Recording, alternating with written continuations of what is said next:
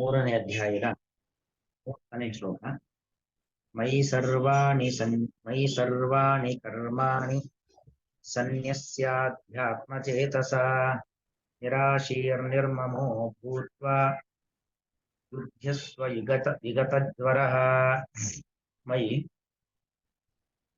ಸರ್ವಾಣಿ ಕರ್ಮಾಣಿ ಸನ್ಯಸ್ಯ ಅಧ್ಯಾತ್ಮಚೇತಸ ನಿರಾಶೀಃ ನಿರ್ಮಮಃ ಭೂತ್ವಾ ಯುಧ್ಯಸ್ವ ವಿಗತಜ್ವರಃ.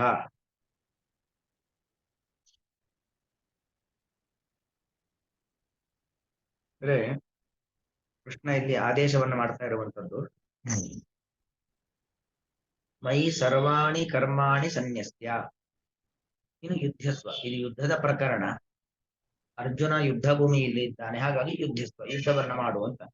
ಬರೀ ಯುದ್ಧವನ್ನ ಮಾಡುವಂತ ಮಾತ್ರ ಅಲ್ಲ, ಎಲ್ಲ ರೀತಿಯಾಗಿರ್ತಕ್ಕಂಥ ಕರ್ಮಗಳನ್ನು ಕೂಡ ನಾವು ಹೇಗ್ ಮಾಡ್ಬೇಕು, ಯುದ್ಧದ ಪ್ರಕರಣವಾದದ್ದರಿಂದ ಯುದ್ಧ ಮಾಡುವುದು ಹೇಳ್ತಿದ್ದಾನೆ. ಬರೀ ಯುದ್ಧ ಅಲ್ಲ, ಎಲ್ಲವೂ ಕೂಡ ಹೇಗೆ ಹೇಗೆ ಮಾಡಬೇಕು, ನಮ್ಮ ಕರ್ಮ ಯಾವ ರೀತಿಯಲ್ಲಿ ಇರಬೇಕು ಅನ್ನೋದನ್ನು ಮುಖ್ಯವಾಗಿ ನಿರೂಪಣೆ ಮಾಡ್ತಾ ಇದ್ದಾನೆ ಭಗವಂತ. ಮೈ ಸರ್ವಾಣಿ ಕರ್ಮಾಣಿ ಸನ್ಯಸ್ಯ. ಮೈ ಅಂದ್ರೆ ನನ್ನಲ್ಲಿ. ಯಾರು ಈ ಮಾತು ಹೇಳ್ತಾ ಇರೋದು? ಯಾರು? ಕೃಷ್ಣನೇ ಹೇಳ್ತಕ್ಕಂಥದ್ದು. ಹಾಗಾಗಿ ಎಲ್ಲವನ್ನೂ ಕೂಡ ಭಗವಂತನಲ್ಲಿ ಅರ್ಪಣೆಯನ್ನ ಮಾಡಿ ಕರ್ಮಗಳನ್ನ ಮಾಡಬೇಕು. ನಾವ್ ಹೇಳ್ತೀವಲ್ಲ, ಏನಾಗತ್ತೆ ಗೊತ್ತಿಲ್ಲ, ದೇವರ ಮೇಲೆ ಭಾರ ಹಾಕಿ ಮಾಡೋದು ಅಂತ. ಹಾಗೆ ಪುಣ್ಯ ಪಾಪ ಅವನಿಗೆ ಬಿಟ್ಟದ್ದು ಅಂತ ಹೇಳಿ ನಾವೇನು ಕರ್ಮಗಳನ್ನ ಮಾಡ್ತೀವಿ, ಹಾಗೆ ಅದು ಸತ್ಕರ್ಮಗಳು ಅಸತ್ಕರ್ಮಗಳು ಯಾವುದೇ ಇರಲಿ, ಎಲ್ಲವನ್ನು ಕೂಡ ದೇವರ ಮೇಲೆ ಭಾರವನ್ನ ಹಾಕಿ ಮಾಡುವಂಥದ್ದು. ಅಂದ್ರೇನು?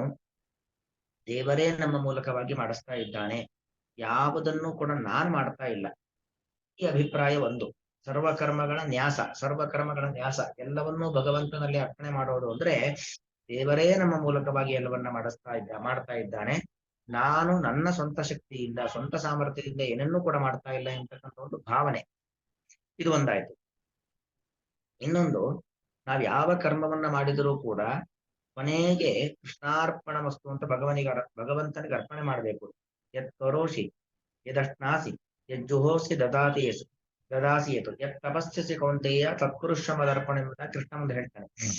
ನಾವ್ ಏನೇನನ್ನು ಮಾಡ್ತೀವೋ ಎಲ್ಲವನ್ನೂ ಕೂಡ ಕೃಷ್ಣಾರ್ಪಣ ವಸ್ತು ಅಂತ ಹೇಳಿ ಶ್ರೀಕೃಷ್ಣನಿಗೆ ನಾವು ಅರ್ಪಣೆಯನ್ನು ಮಾಡಬೇಕು. ಆಗ ಆ ಕರ್ಮ ಪರಿಪೂರ್ಣವಾಗುತ್ತೆ. ಇಲ್ಲದೆ ಹೋದ್ರೆ ಅದು ಪರಿಪೂರ್ಣವಾಗೋದಿಲ್ಲ. ಹೀಗೆ ಎರಡರ್ಥ. ಸರ್ವಾಣಿ ಕರ್ಮಾಣಿ ಮಯಿ ಸನ್ಯಸ್ಯ, ಎಲ್ಲವನ್ನೂ ಕೂಡ ನನ್ನಲ್ಲೇ ಅರ್ಪಣೆಯನ್ನ ಮಾಡಬೇಕು. ಎಲ್ಲವನ್ನೂ ನನ್ನಲ್ಲಿ ಅರ್ಪಣೆ ಮಾಡೋದು ಅಂತ ಹೇಳಿದ್ರೆ ಒಂದು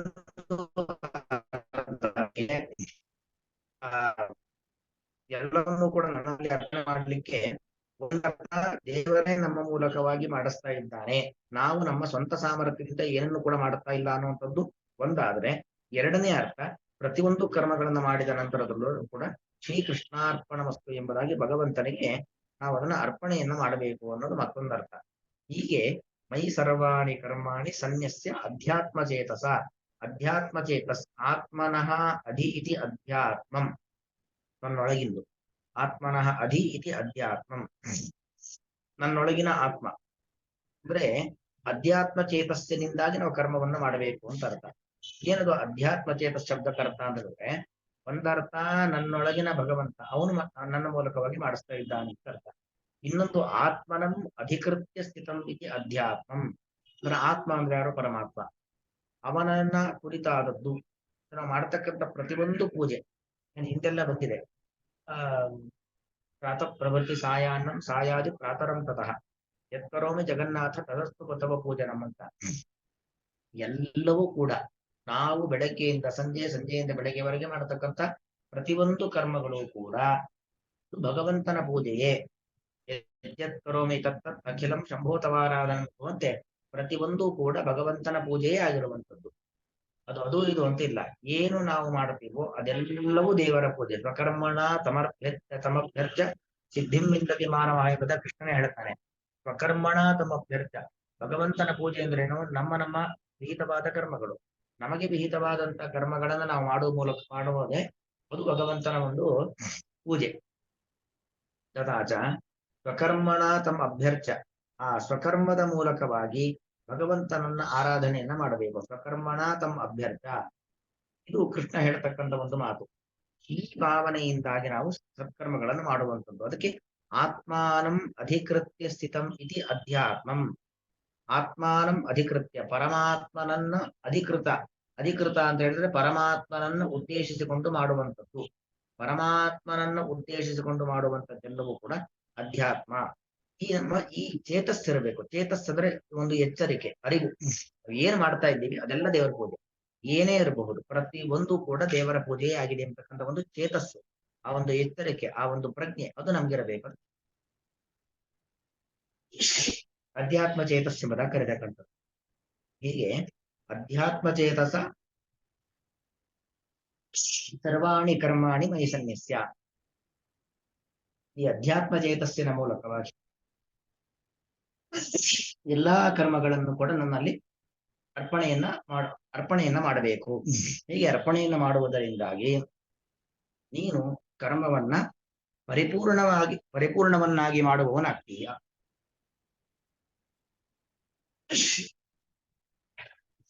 ಅಲ್ಲಿ ಕರ್ಮ ಮಾಡಬೇಕಾದ್ರೆ ಒಂದು ಹೇಳ್ದ ಕೃಷ್ಣ. ಏನ್ ಹೇಳಿದ್ದು?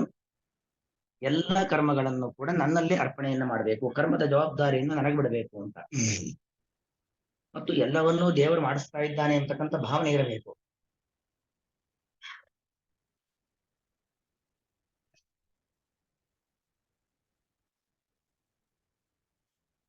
ಎಲ್ಲವನ್ನೂ ದೇವರು ಮಾಡಿಸ್ತಾ ಇದ್ದಾನೆ ಅಂತಕ್ಕಂಥ ಭಾವನೆ ಇರುತ್ತೆ. ಅದರ ಜೊತೆಗೆ ನಿರಾಶೀಹಿ, ದೇವರು ಮಾಡಿಸ್ತಾ ಇರೋದು ಯಾರ ಮೂಲಕ?